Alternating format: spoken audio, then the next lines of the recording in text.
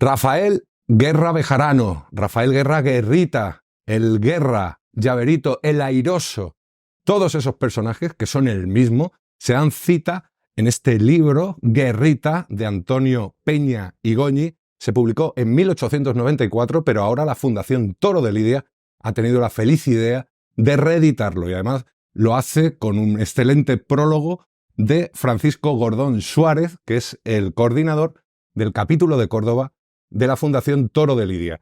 Francisco, qué honor y qué responsabilidad hacer el paseillo y ponerse delante de ese toro, ¿no?, en ese prólogo. Efectivamente, buenas tardes. Un gran honor porque, bueno, pues hablar de un paisano y de un paisano como el segundo califa, como Rafael Guerra Guerrita, pues ha sido un reto y confío en que, bueno, haber superado ese reto, pero estoy especialmente satisfecho porque creo que no alcanza la brillantez literaria, el prólogo, como no podía ser de otra manera, del autor, de Peña y Goñi, pero yo creo que da una visión global de lo que fue la figura de Rafael Guerra Guerrita. Sin duda. En principio vamos a hablar del contexto, porque estamos diciendo que el libro se publicó inicialmente en 1894, estamos a final del siglo XIX, estamos al final del siglo de Galdós, regencia de María Cristina, esperando la mayoría de edad de Alfonso XIII, estamos en el turno partido de Cánovas Sagasta y acaba de terminar prácticamente el turno partido de Lagartijo y de Frascuelo. Qué época más intensa, más difícil y complicada, pero también qué interesante, Francisco. Una época irrepetible. Yo creo que Lagartijo y Frascuelo realmente ha sido, eso en dato objetivo, la mayor competencia de la historia del toreo. Incluso yo me atrevería a decir que la única competencia real en la historia del toreo. Si luego lo analizamos posteriormente, no ha habido competencias iguales. Es más, el deseo. Se ha confundido en ocasiones el deseo con la realidad. Y esa competencia es la que hereda Rafael Guerra Guerrita. En el fondo, su explosión taurina, podemos decir, acaso por respeto, pese a su soberbia y a su personalidad, pues quizá aguardó a la retirada de su maestro Lagartijo, con la polémica que también se menciona en el libro, pero realmente el contexto es que la fiesta taurina está totalmente asentada y Rafael Guerra Guerrita pues aterriza en las plazas cuando el pueblo, su pasión es Frascuelo y Lagartijo, Lagartijo y Frascuelo. En cuanto al autor, Francisco, Antonio Peña y Goñi, ¿por qué tenemos que creerle? ¿Por qué tiene tanto crédito? ¿Quién es él como crítico taurino y como conocedor para que todo lo que dice en este libro sobre el Guerra lo tengamos que tener en cuenta? A mi juicio, Peña y Goñi es el mejor escritor del siglo XIX, el mejor escritor taurino del siglo XIX. No solamente el libro, la biografía de Guerrita que se ha reeditado, pues es de especial valor por lo que cuenta y por el personaje biografiado, sino que la calidad literaria de Peña y Goñi es indiscutible. Es una persona, fue un autor también con una grandísima formación musical, con muchísimos libros en materia operística, pero fue, y digo pero porque, bueno, me sale el cordobés que llevo dentro, fue un acérrimo defensor de Frascuelo. Se autodefinía como un frascuelista feroz.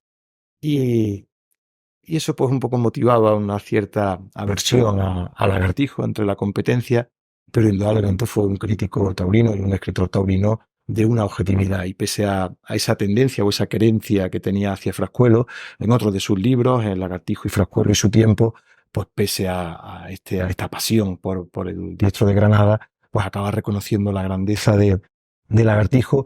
Y respecto de Guerrita, pues si bien es cierto que muchas de las loas que tiene este libro, pues acaso las mueve esa necesidad o esa tendencia a minusvalorar a Lagartijo, pero es cierto que también se rinde a la grandeza de Rafael Guerra Guerrita.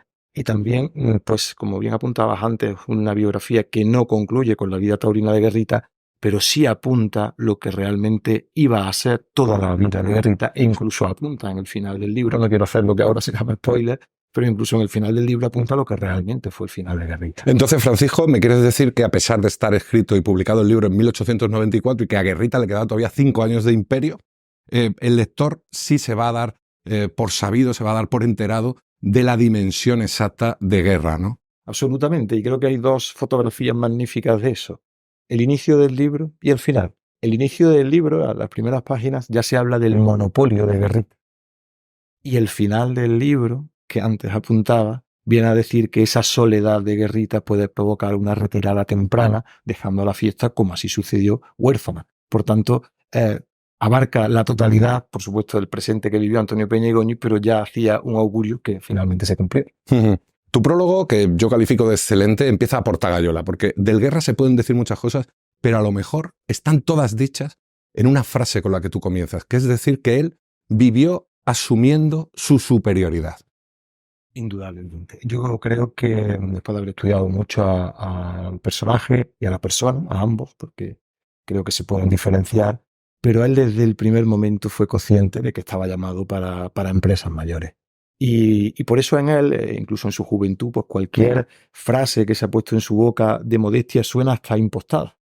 Hasta ese respeto que le tenía a Lagartijo, pues suena, si se conoce a la persona, impostado, porque él era consciente de que era superior a todos los demás. Y lo más concluyente es que el tiempo le dio la razón.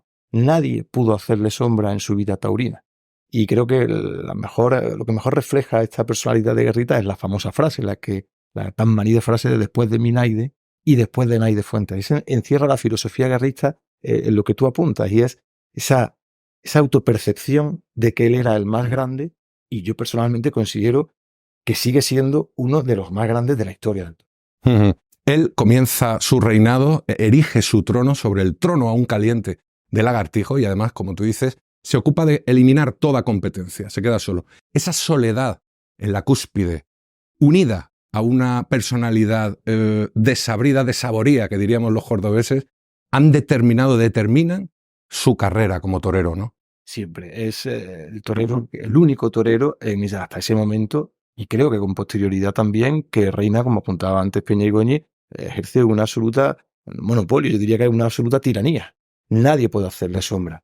De una manera muy artificiosa se habla de Partero, se habla de Mazzantini, nadie le hace sombra. Incluso Rafael Molina, Lagartijo, o sea, Lagartijo el Grande, el primer torero considerado en parámetros actuales como figura del toreo, como torero artista, en el fondo acaba cediendo su trono por el impulso de Guerrita. No olvidemos que su compañero, su alter ego Frascuelo se retira y Rafael Molina, ya con una cierta edad, continúa. Y es realmente el empuje de Guerrita el que expulsa a Rafael Molina del toreo.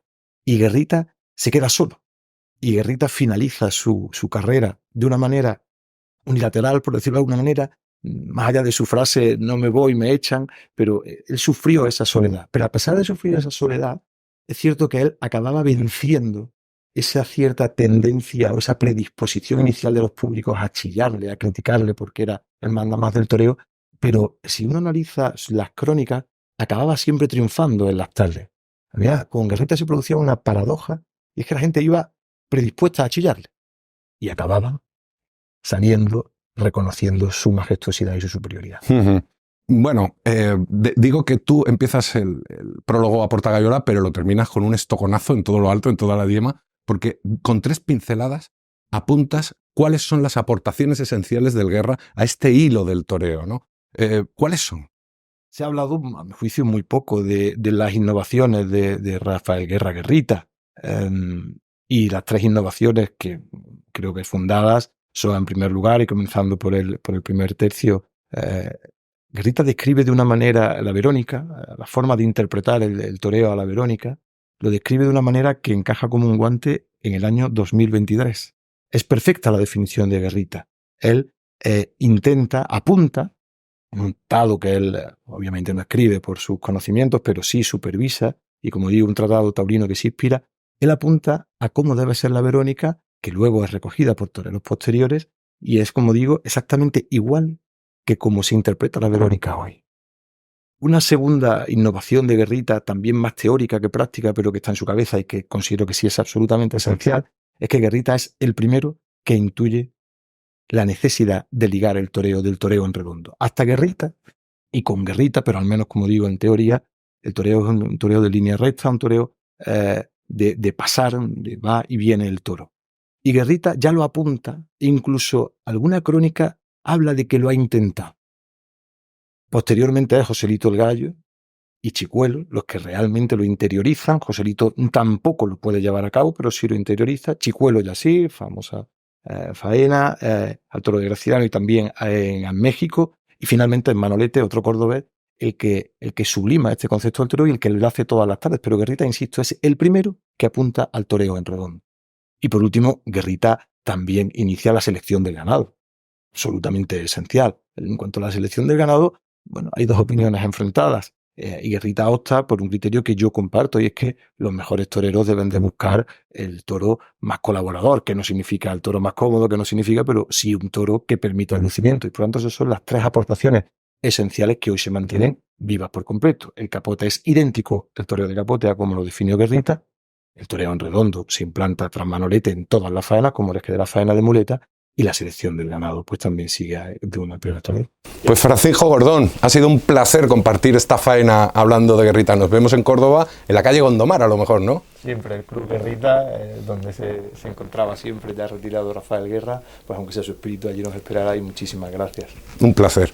Y a todos ustedes, amigos de la Fundación Toro de Lidia, amigos lectores, recuerden este libro Guerrita de Antonio Peña y Goñi, prologado por Francisco Gordón, nos hará disfrutar muchísimo. Recuerden, los toros son cultura, el toro es libertad.